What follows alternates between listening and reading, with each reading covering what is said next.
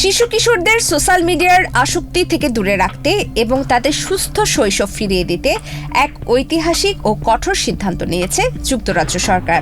দেশটির প্রধানমন্ত্রী Keir Starmer ঘোষণা করেছেন যে ১৬ বছরের কম বয়সীদের জন্য ফেসবুক, টিকটক ও ইনস্টাগ্রামের মতো জনপ্রিয় সামাজিক যোগাযোগ মাধ্যমগুলো সম্পূর্ণ নিষিদ্ধ করা হচ্ছে। বিশ্বজুড়ে শিশু নিরাপত্তার ক্রমাগত চাপের মুখে ব্রিটিশ সরকার এই পদক্ষেপ নিয়েছে, যা আগামী ২০২৭ সালের মধ্যেই কার্যকর হতে পারে। যুক্তরাজ্য সরকারের এই কড়া নিয়মের আওতায় পড়বে Facebook, Instagram, TikTok, Snapchat, YouTube এবং এক্স। ওদের স্বপ্ন পূরণে পাশে থাকতে পেরে আমরা গর্বিত।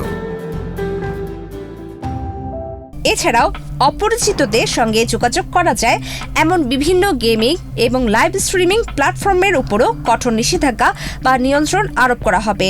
তবে ব্যক্তিগত যোগাযোগের মাধ্যম যেমন হোয়াটসঅ্যাপ এবং সিগন্যাল এই নিষেধাজ্ঞার বাইরে থাকবে। ১৬ বছরের কম বয়সীরা যেন কোনোভাবেই এসব প্ল্যাটফর্মে প্রবেশ করতে না পারে সেজন্য ব্যবহার করা হবে অত্যন্ত কার্যকর বয়স যাচাই ব্যবস্থা। এর অধীনে ব্যবহারকারীদের নিখুঁত বয়স নির্ধারণের জন্য মুখমণ্ডল স্ক্যান করা বা পরিচয়পত্র জমা দেওয়ার মতো কঠোর পদ্ধতি ব্যবহার করতে হবে প্রযুক্তি প্রতিষ্ঠানগুলোকে। দেশটির নিয়ন্ত্রণ সংস্থা অফকম দ্রুত একটি সমীক্ষা চালিয়ে এই বয়স যাচাইয়ের সবচেয়ে কার্যকর উপায়টি নির্ধারণ করবে।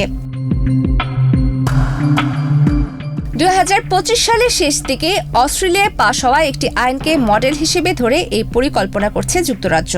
তবে তারা অস্ট্রেলিয়ার চেয়েও এক ধাপ এগিয়ে যাওয়ার ঘোষণা দিয়েছে। এক সংবাদ সম্মেলনে প্রধানমন্ত্রী কিয়ার স্টারমার বলেন, সামাজিক মাধ্যম শিশুদের অসুখী করে তুলছে এবং এগুলো এমনভাবে তৈরি যা সহজে আসক্তি তৈরি করে।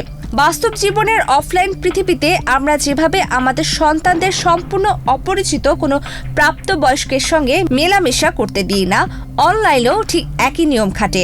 শিশুদের নিরাপত্তার প্রশ্নে আমি কোনো আপোষ করতে চাই না। তবে ব্রিটিশ সরকারের এই নিষেধাজ্ঞার কার্যকারিতা নিয়ে সামাজিক যোগাযোগ মাধ্যমের বিশেষজ্ঞরা কিছুটা সন্দেহ প্রকাশ করেছেন।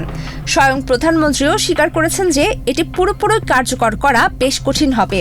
এদিকে ফেসবুক ও ইনস্টাগ্রামের মূল প্রতিষ্ঠান মেটা জানিয়েছে, এই ধরনের নিষেধাজ্ঞা কিশোর কিশোরীদের মূলধারার অনলাইন কমিউনিটি থেকে বিচ্ছিন্ন করে আরও বেশি অনিয়ন্ত্রিত ও ঝুঁকিপূর্ণ বিকল্প প্ল্যাটফর্মের দিকে ঠেলে দিতে পারে, যেখানে কোনো অভিভাবকের নিয়ন্ত্রণ থাকবে না। স্ন্যাপচ্যাট ও ইউটিউবও তাদের নিজস্ব সুরক্ষা ব্যবস্থার কথা উল্লেখ করে এই নিষেধাজ্ঞার পরিধি পুনর্বিবেচনা করার অনুরোধ জানিয়েছে।